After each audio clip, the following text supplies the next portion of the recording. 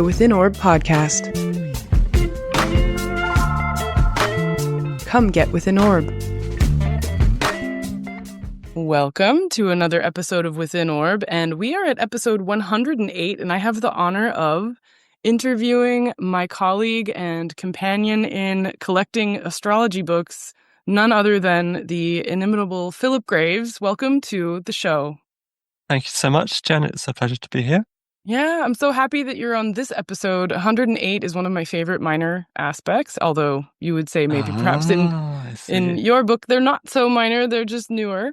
And it's about legacy, right? If we look in the Dusty Bunker volume of the Sesquiquintile, which is one of its names, yes, she talks about it being something that connects the fourth to the ninth. So since we're both sitting in the fourth-ninth combo, I thought, we could maybe explore astrology books from your expertise. Okay, that's absolutely fine. I'm happy to do that. So you have probably one of the most extensive collections of astrology books in the world. And so I'm sure that this entire enterprise was somewhat difficult, but we all begin somewhere. And I would love to ask, what was your first astrology book? Well, the first one I actually read at all was Linda Goodman's Love Signs. It's a very basic book, but a very well-known book. And probably because it was so popular, there are so many copies around, that's how I stumbled on a copy in a kind of rented holiday cottage, which it just happened to be sitting there on a coffee table. And that was the summer of 1994. So I was about to start my second year at Hull University, and I was just on holiday in Yorkshire with my mother. And there it was, and it gave me something to read in the evenings and opened my mind to the possibility that might be something in astrology, because it was really startling, I must say, when I was reading through the portrayals that she gave of how the different sun signs interact with each other. I could recognize so much just from my knowledge of my family relationships and also connections I'd had with close friends and a number of potential love interests over time as well. It just resonated so strongly to experience that it actually made me sit up and take notice, because I thought I was a somewhat kind of skeptical philosopher by nature, and I thought, now how can this possibly be true? So I wanted to explain it in a rational, scientific way, perhaps to do with the seasons. And then imagine my surprise when I started reading about the other facets of natal astrology a year or so later, such as the planets and the signs and the aspects, and they actually were true to life as well. And that made me rapidly discard my kind of naturalistic explanation just in terms of the sun within a year of my first picking up Linda Goodman's Love Signs. But it was an eye-opening book. So. Wow. So this moment of being on holiday was kind of a watershed moment for you. It was, yes. I mean, I had to go back then and do another tough year at Hull University studying French. I did politics as well in my second year as an extra departmental option. And so I didn't really have a chance to think about it more after that until the following summer, when my dad at that time had started dating a local art teacher called Jo Hopkins, and she happened to have two Linda Goodman books, both Love Signs and Sun Signs. And I mentioned that I've read bits of Love Signs, and she decided to bring her copies along, and actually lent them to me for a while. So I then read a whole lot more. So it kind of took off from there, really.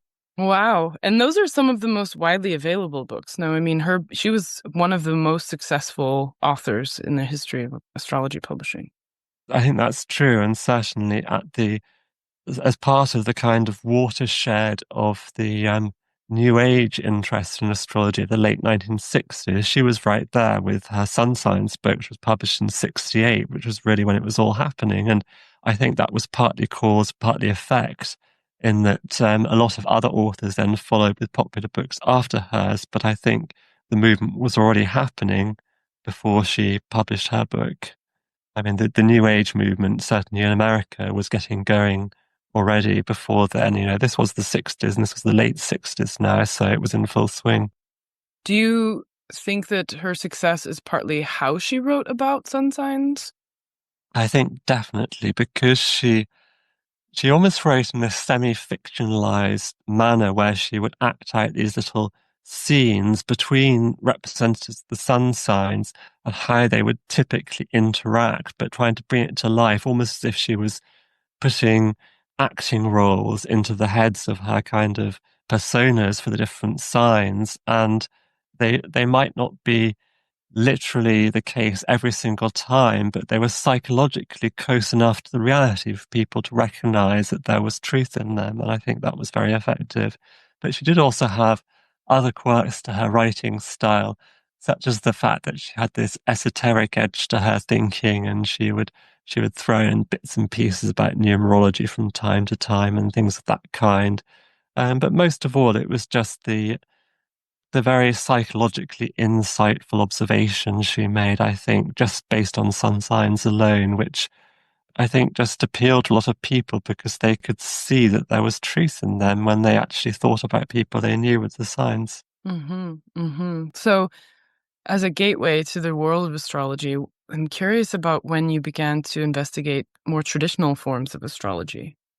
Well, by the time I had finished my year abroad in France, which was in 1995 to 6, and I'd studied Parkers Astrology during that time, I did then have a few months off before I had to do my final year in university, and alongside writing a dissertation, I took the time to acquire more books on astrology at that time in Edinburgh, where my mother was living, and I spent most of the summer.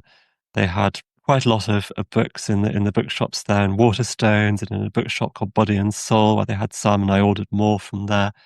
And so, just following the book lists in the books I found, I started to get older ones, but they weren't that old at first. I think the oldest book I had in my first couple of years of study, by the time I'd finished university in the summer of 97, was a reprint of Safariel's Manual of Astrology, which, as you will know, was first published in 1898. Safariel himself died around 1930, and then Falsham reissued it, but with edits to bring in Pluto in 1962. And so it was a paperback reprint of that version, which was still available new in 1996. So that was the version I had, but it was getting more old fashioned in its style. And then it was again a few years after that, because I was very focused on music for the next few years. And a few years after that, I came online in 2000, and then I discovered gateways to a whole lot more books, including the Acela books that had originally been published by Deborah Holding. And I think by that time, it was no longer her business. She had sold it to Peter Hill, who ran it for the last few years. And he was still reprinting a lot of the older Acela titles in the early 2000s. And in fact, he brought some more out that hadn't been brought out during Deb's time running the company, such as Gadbury's Doctrine of Nativities. I think he reprinted just before he closed the business down around 2003. So that's a very rare Acela reprint, but I got it. And so I was getting a lot of the traditional sources from them in the early 2000s. Additionally, I came across John Ballantrae's Ballantrae reprint outfit. I think he had a website at the time, and he had a whole lot of additional books that he reprinted. And I only much later discovered that actually a lot of the books that Acela had reprinted had first come from him, and he had very generously allowed Deb to reprint the same books because from his point of view, they were all out of copyright anyway. And if she wanted to reprint them in the UK, that was fine by him. So but actually he had a whole lot more that she hadn't reprinted as well, including some quite esoteric things and things related to the Bible and things like Night of the Gods by John O'Neill, which was a 2-volume esoteric work from the early 1890s, I think. And some of the things he reprinted, actually, I still haven't been able to get originals for because they're so uncommon, but most of them I have. So anyway, yeah, basically it was mostly in the early 2000s I got more deeply into the traditional stuff. And then there was also finding David Earle's AstroAmerica.com bookstore around that time, and that he was very interested in traditional astrology. And he was eagerly promoting all Rob Hand's materials, the Arhat books and so on. So I got all of those, all the ones that were available. Things like classical astrology with Olympiodorus, and I think it was something that he published, but Dorian had worked on the translation of Olympiodorus and Pallas Alexandrinus. Isn't the Olympiodorus volume in spiral bound format? No. Yes, it was. It was. Yes. Okay. There were a number of volumes at that time that RPAT was producing that I think, were custom bound like that in quite small print runs.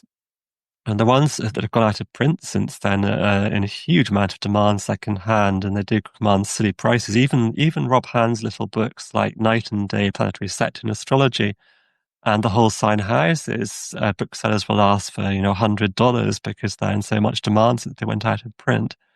Became ebooks only, basically. Do you have multiple copies of those? I may have one or two spares still. I don't remember offhand, but I've certainly got a couple of printings of one of them because there are at least two printings of one of Rob's books.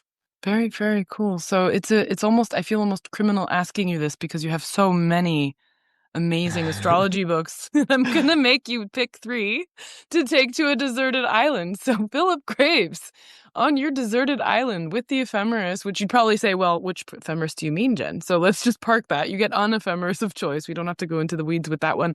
But what 3 books would you take with you? I was thinking about this on a practical level. Imagine that I really was stuck in a desert island, but I would have 2 objectives. One would be not to get totally bored if I was doomed to spend the rest of my life there. And the other would be to try to escape.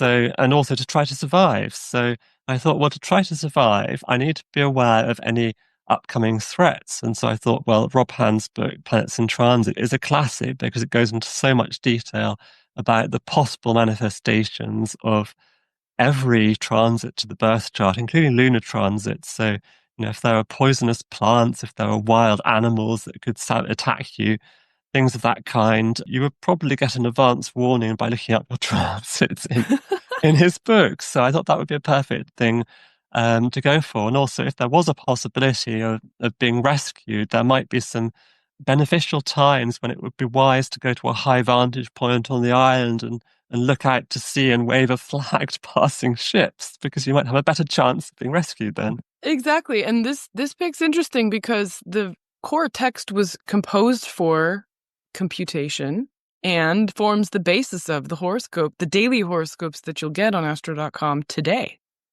It probably does. I was aware, I think long before Astrodienst, of the company Power Research, which was an early mainframe computer-based computerized reports company. And their whole business model was to use the power of an IBM mainframe computer programmed to automatically calculate placements in people's charts just based on the inputting of their birth data and place of birth, to quickly generate a printout that could then sent off by mail order. And they were advertising these in the 70s. If you look back at the old AFA programs, the annual, or once every 2 years sometime, conference programs they had, they would advertise these. And, for $10, you could get a complete natal reading automatically. And of course, none of it would be based on consultation. There would be no element of personalization. It would all be based on these pre-printed delineations.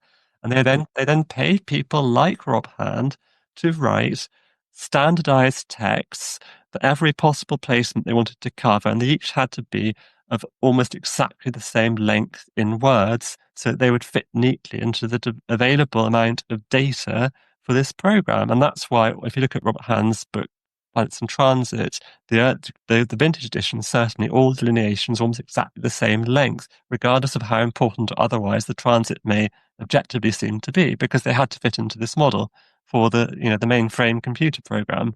I love how there's that structural limitation that creates the culture, right? So it says, okay, yes, well, we need this minimum character count and and this maximum, and there you go. And it's like you're saying, you're flattening the importance of certain transits into this one size fits all container. That's right. But they all did it, and they did it very, very well, because I think in a way, that forced all these writers, not just Rob Hand, but also John Townley. He did Planets in Love in 1978.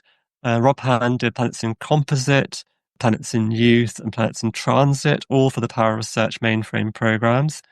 And then there were others as well. Robert Pelletier did Planets in Houses and Planets in Aspect, and they all follow this model. I mean, the one oddity I think really is Planets in Houses, because the way that was done, it was all kind of broken up based on the derived house system, which Robert Pelletier championed, and that just makes it really peculiar compared to the other texts, because it's a very specific technique, and it also makes it stand out as very different in approach to virtually all the other modern house interpretation books, which just look directly at the planet and the house, whereas Robert Pelletier was going for the derived houses technique. You've probably noticed that yourself. It's a very, very peculiar book. Actually, I haven't read into that one because I sort of see planets in transit as like I loved that when I was starting to learn astrology, but now I've moved on to other things. And now I want to go back and look at it because I did have a moment at CAELi where I wanted to find all of the derived houses material and found the Horary Handbook by Unger to be really powerful in that way. But nevertheless, okay, so Planets in Transit's going to keep you having a sort of analog version of Astro.com's daily horoscope at your ready. Well, I guess in a sense, I mean, to be honest, I don't use astrology websites like that much at all. I mean, I use AstroDienst for chart calculations, and that's it, basically. I don't read any of the other stuff except for the Astro Data Bank material, where they are, well, and particularly the biographies of astrologers. That kind of historical material is interesting to me, but the kind of readings, I've long past being interested in that kind of thing, just because my interests have moved in another direction, as you know, into the histories. So Sure. Yeah, I'm thinking about early days when people are sort of using that as their initial tracker. Yeah. No, it totally makes sense. Yes. And I don't know if you knew this, but I knew astrology through AstroDienst before learning German. So when I was in Germany the first time, I would go to their website in German and try to learn German from the astrology. Wonderful. Imagine stepping into a room of 5,000 astrology books, turning a corner and stepping into a room of 2,000 more.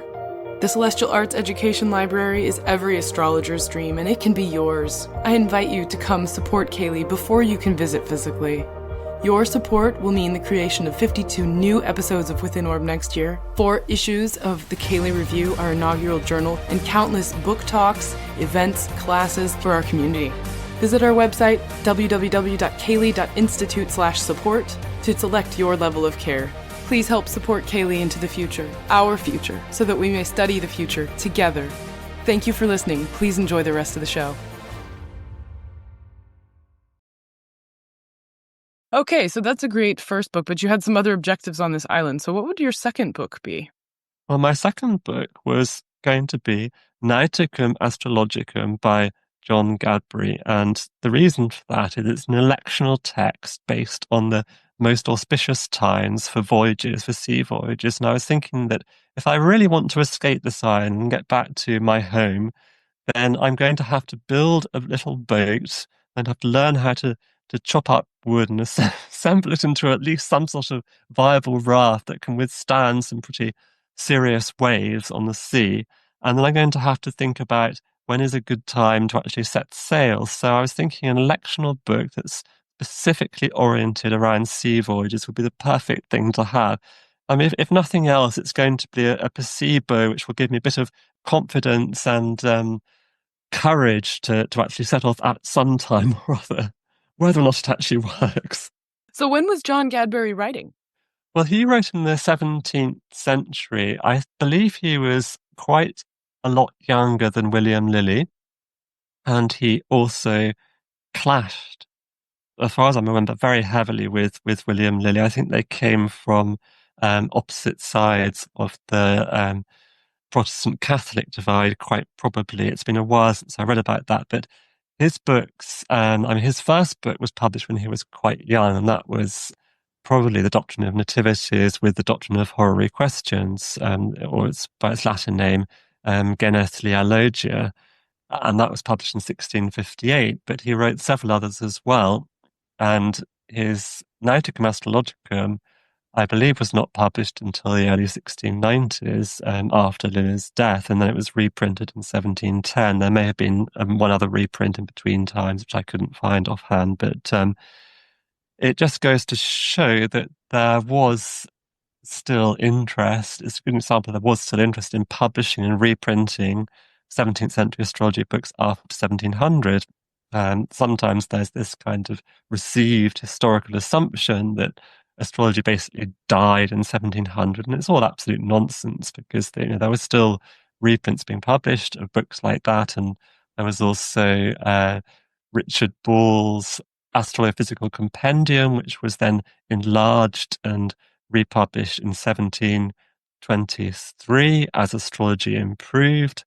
And then there was also Samuel Pensera's new Guide to Astrology, which was a brand new work on astrology, which was published in 1726 and reprinted in 1735. So I just wanted to get that in because it kind of disproves the false notion that astrology died in 1700. We really have to work hard to make sure to highlight that fact. I used to think of, it never died. It went underground somewhat, but, it was never dead. But I'm thinking about the voyages and this age of sailing and needing to be aware of the success, because traveling in a ship is dangerous. Definitely. I mean, it's dangerous. Even roll-on, roll-off ferries have accidents, and where water gets in and they start leaning at angles. And then I remember one time when I came back from Ireland to Ireland from France at the end of my year in France on a ferry with my dad, and there was a big wave, and suddenly the ferry was angled at about 15 degrees, and it kind of limped back into the port, and the captain didn't say anything, but you kind of noticed it, because when my dad drove out, because he had driven me back from my year in France, and he drove out on the ramp, it was all kind of on its side partly. So wow. it just goes to show that water can get into these things. But back in the past, I imagine it was a lot more dangerous, and shipwrecks were frequent in the 17th and early 18th centuries still. Yeah, that's pretty amazing to think about. Also needing to have an entire book dedicated to electing just for this circumstance. Yes, well, I mean, it probably was a bit of a niche subject, but the fact it went through 3 printings, even, by 1710, I think 3 printings, that shows it was quite a popular subject. Yeah, it makes you wonder who's reading this. Like, are they all sailing, or is it sort of a more collector's item, I did not know that he had written one only about electing for nautical journeys. That was the main focus, at least. Wow. Okay, so what would your third book be? Well, the third book was predicated on the possibility that I'm not going to get out of this island. I'm going to be stuck there for a very long time. So I might as well do something to stop myself getting completely bored out of my mind. So I thought I'd take a very long astrology book with a lot of material I haven't even read yet. So I decided to go for the original 1661 first edition of Jean-Baptiste Morin de Villefranche's Astrologia Gallica, which, as you know, is 26 nominal books, all in one volume. And the first 9 to 10, 11 or so books, I think, maybe 12, are mostly philosophical in content. So there's a lot of good abstract reading there, philosophical reading, which would be wonderful escapism to take me away from the everyday woes of the realization that I may die alone on this island. Well, I didn't say you were alone. You're just on a deserted island with Well, that only was my 4 assumption. books. You've got some bees, so you can make the wax for your ship. Okay, so well, yeah, 26 books inside of one volume, some of which have been untranslated. So would you be translating this? Would we need to beam in and get the updates and Well, I mean, given that I only have ephemerides, I don't have a Latin dictionary, I think I would be sort of teaching myself to understand more and more of the Latin as best I could. I did learn Latin for 4 years at school, but that was a long time ago. So the chances are there would be little bits of syntax here and there, which would be a little bit too difficult for me, but without access to a Latin grammar book and a Latin dictionary. But it would still, I'd be able to do enough, I think, to be able to get something out of it and to fill my days when I wasn't just doing the necessary to survive, like burning wood or something to keep warm and to cook whatever I could find. Yeah. So what do you make of this astrologer Morinus, known in English as Morinus, he's often seen, at least I know in the German context, as sort of the last classical astrologer. And so in your knowledge of all of the classical astrologies, in his position as this, maybe continental classical astrologer, just what do you make of his remixing? Like, he really tried to reform astrology. Yeah, I would say he was much more a modernizer by the standards of his time than he was a traditionalist. He was a rational thinker. He tried to systematize astrology based on a coherent set of principles. And although I haven't read absolutely all his work in depth, because I haven't really had time as a result of the breadth of my librarianship, something I'm sure you can understand, I do have the impression that he would in his day have been quite distinctive and more of a radical reformer than the likes of William Lilly. I mean, Lilly was trying more, I think, to systematize the tradition.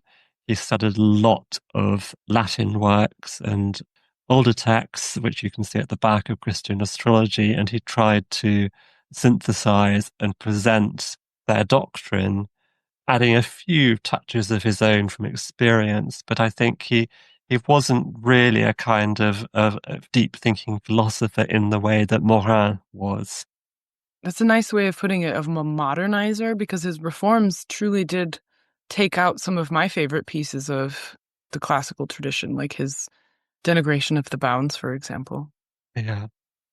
When you see in my essay that you kindly published for Revelore on the changing meanings of the houses, one of the peculiar findings that came up in that was that Morin and Alan Leo, more than any of the other 30 sources, had in common that they tried to rationalize the understanding of the topical meanings of the houses using a system of grouping houses together. And they came up with different systems. They both tried to do this. So, in fact, in a peculiar way, they were both modernizers who preferred to get back to philosophical first principles, though their answers in terms of what principles were preferred were not the same. Do you think maybe that came from them wanting to make their mark, as in this slowly, like, individuated or individualized system of my system? I'm Morin, I'm Alan Leo. This is what I say, like, package my astrology versus the astrology that is just what people do. That's one way of looking at it. I would tend to think that there are some people, whatever field they go into, whether it's pure philosophy or theology even, or astrology, who by their nature are less obediently accepting of tradition, and they will critically challenge everything, and they will lean to a particular philosophy that then guides how they interpret the whole subject. So some people just have that penchant. I'm not sure it's ego so much as just that inner intellectual calling, and they're quite sincere about that. I think for Alan Leo, perhaps because he called himself Alan Leo, and because Leo has a reputation for sometimes being a little bit of a showman, it's easy to assume that he was guided mostly by ego, but I think he genuinely wanted to reform astrology along spiritual lines because that was what he believed in, and perhaps even more importantly, that's what his wife, Bessie, believed in, and he was very devoted to her, I think. Yeah, one thing I do love about your book on technical and planetary developments in astrology is how you rescue Alan Leo's reputation from people who blame him so harshly for, like, quote unquote, ruining astrology. And it's like, have you read Leo in the primary source? Because he's not doing that at all, right? I mean, can you say a little bit Yeah, about that? definitely. And he's a much more nuanced figure than the popular received view of him of the last 30 years has led people to believe. He's become caricatured, and particularly he's become caricatured as somehow having made everybody abandon the full depth of and range of astrological techniques in favor of just sun signs. And in one of my essays, as you know, I pretty much comprehensively trashed that notion by adding up the number of pages in all of his published books that were devoted to sun sign astrology, and it was only something like 4% in total, including the ones that had a significant component of that. Right. Yeah. And one thing I'm sort of surprised by nowadays is that many people are not learning secondary progressions, or even, tertiary was a creation of the 20th century, but even minor progressions. And, there's an entire text about that with Alan Leo. Yeah, his book, The Progressed Horoscope, is one of his major works for sure. And then there was also a part of that where he got the help of one of his colleagues who wrote some of the Alan Leo's Astrological Manual series. Was it Heinrich Day? I think it probably was. And he got him to write a treatise on primary directions. And I think the reason for that was that it wasn't Alan Leo's thing. The mathematics were a little bit too complex for him, which is not to say that he considered that primary directions were passé and that people should ignore them. It was just that it wasn't his area of expertise, so he got Diath to do it for him, and he included it in the book, which is an endorsement in a way that, these things are still valid. Mm-hmm, absolutely, absolutely. So if someone comes to you and is asking where they should begin with astrology, out of the vast materials that you could put in their hands, what books would you recommend they read? So I thought about this, and I thought, well, it's very tempting as somebody who's read a lot of more advanced and traditional material to suggest books which really wouldn't be suitable because they would be too daunting and too complex for a beginner. There are some beginners who are extremely bright and can grasp very advanced material quickly, but most people would find that off-puttingly difficult. So I decided to pick 3 books that I learnt from in the first 2 years that I studied, which are all modern books as a result, but they're good learning books. Now, one of them is Parkers Astrology, which is by the late Derek Parker and the still living Julia Parker. And I bought the 1991 first edition, in fact, a paperback reprint of that in 95 or early 96. I think it was early 96 I bought it. And the great thing about it is that for the internet, I was able to learn how to cast charts. Now, it doesn't teach you quadrant houses, it teaches you equal houses, but it has a detailed daily ephemeris for pretty much the whole of the 20th century in the back. And that is enough, together with the instructions and the tables relating to how to adjust the sidereal time to calculate the exact ascendant and so on. That was enough for me to actually cast accurate charts entirely free from computers. So do you want to know 2 fun facts about this book? Please tell me. Our colleague Ronnie Dreyer's father helped publish it, and it broke the South African barrier during apartheid to reach Rod Suskin's hands, and I believe it was his first astrology book. That's wonderful. Well, I'm in good company. I know. Isn't I think that wild? It is, and I believe Roy Gillett learnt from another book by the Parkers, not that one, because he was studying in the 1970s, and he learnt from the Compleat Astrologer. That's the one I mean, yeah, Astrologer. exactly, sorry, that's the okay. one. So this is a Yes. slightly different distillation of that. I think it's a much better book, to be honest. I've seen the Compleat Astrologer since, and to me it's a nice picture book and it has basic text, but it doesn't go into nearly as much depth as Parker's Astrology. So I think that was a big advance on their earlier work. And it contains sections which introduce you to virtually all aspects of astrological work, apart from traditional astrology, that is, including synastry, transits and progressions. There are quite detailed delineations for the transits and the progressions in the back of the book, as well as for the natal chart. And it's all done, and the actual delineations are a little bit broad brush.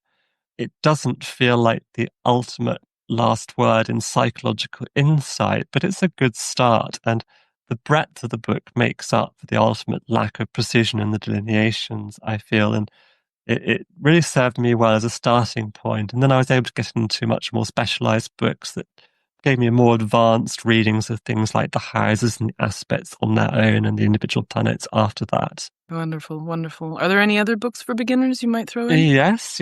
Another one that I wanted to talk about was The Only Way to Learn Astrology, Part 1 by Marion March and Joan McEvers, which was first published in a large yellow homebound, actually Velo-bound format in 1976, and it was edited by Robert Karl Jansky and published by Astroanalytics, with which he was heavily involved himself.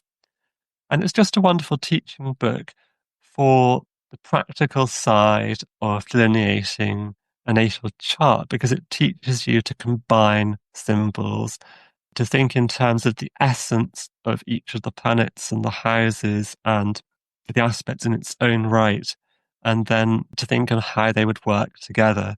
And it does kind of give sample delineations for the combinations, but it's a very good workbook approach that gets you to think astrologically and sets you up for the progression to be able to read without delineations, I think. Any last ones? Yes, the third one is a much easier book, but I think it's a wonderful demonstration of the psychological power of basic elements in the natal chart, and that is the late Charles Harvey and Suzi Harvey's book, Sun Sign, Moon Sign, which was published in 1994, and it builds on Grant Lewis' work in his book Heaven Knows What, in delineating each of the 144 natal sun and moon sign combinations. But it does it in far more words than Grant Louis ever did. And it was done on the basis of studying the charts of numerous famous people.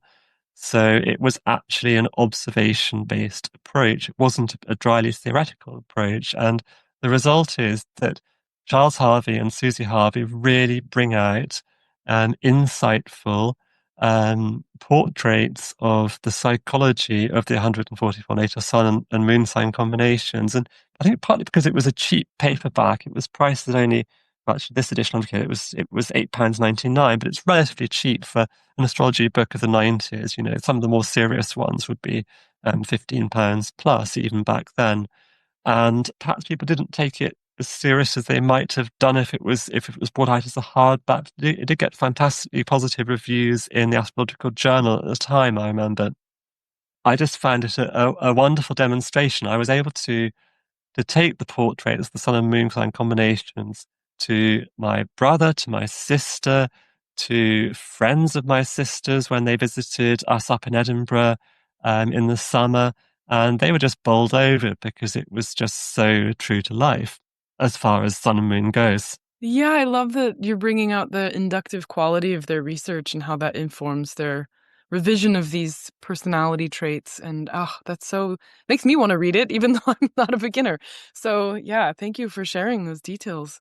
I expect you'll have a copy somewhere in the CAELi library there. Oh yeah, no, I'm already like my fingers already reaching towards the H section. Like, I know it's over there. Okay. So, wonderful. Well, you also have a fantastic library that is deserving of widespread public support. So talk to us a little bit about your library and how people can support you. Thank you. Well, because I was first of all collecting just for myself as a student of astrology, but then in 2001, when I got involved with an online MSN community on astrology, and I started writing articles on the different techniques, that was what really kind of prompted me to start collecting a lot more books. And then I took it further as a kind of historical research project after that, and I've been collecting ever since. So it's ended up with me having a total of 11,000 volumes, that is edition volumes of books and booklets, not all on astrology, but I would say probably 9,500 to 10,000 of them are proper astrology. The rest would be other sort of esoteric things, you know, such as divination, the I Ching, and bits and pieces of that kind. If you're on palmistry, that were published in the 19th century, which were very popular, which I just thought was kind of good cultural background, because people who studied astrology then would have known these other books as well. So I haven't made it strictly astrology, but it's mostly astrology.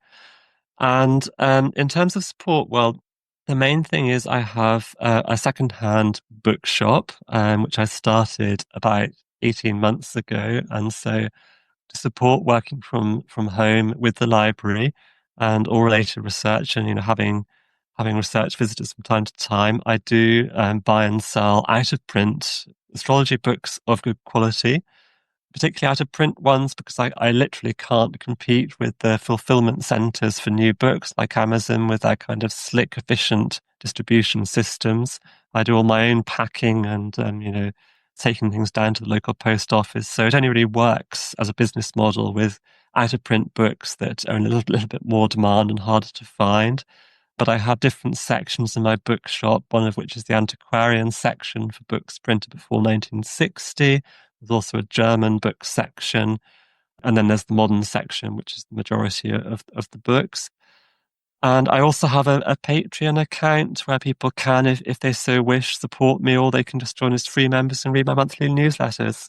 Wonderful, wonderful, wonderful. And that's at astrolearn.com. My website's astrolearn.com. That's right, yes. Perfect. And people can find all of your things through that portal. They should be able to, I would hope. Great. Well, I'm glad you're not going to have to spend the rest of your life in a deserted island with Marinus. Thank you so much for sharing everything that you know and all of your insights into book culture. It's so fascinating to hear your perspectives and all of the little tidbits you've collected. And I can't wait to have you back on in some form as Within Orb grows. Thank you so much, Jen. Well, that was just a snapshot, of course. We've just discussed 7 or 8 books there, but I'm sure there'll be much more we can share in the future, on a future occasion. Absolutely. Thank you, Philip.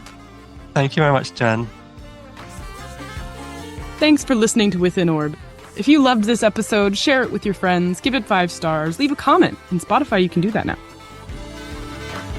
To learn more about the CAELi Institute and perhaps become a member or take a lab that we teach, please go to CAELi.institute. That's CAELi.institute. Thanks again to the E-Block Band for providing our intro and outro music, and also to Jen Brown of JJ Boots Productions for being an excellent producer. If you would like to have a podcast be edited like Within Orb, reach out to Jen. This is Jenn Zahrt, signing off for now. See you next week.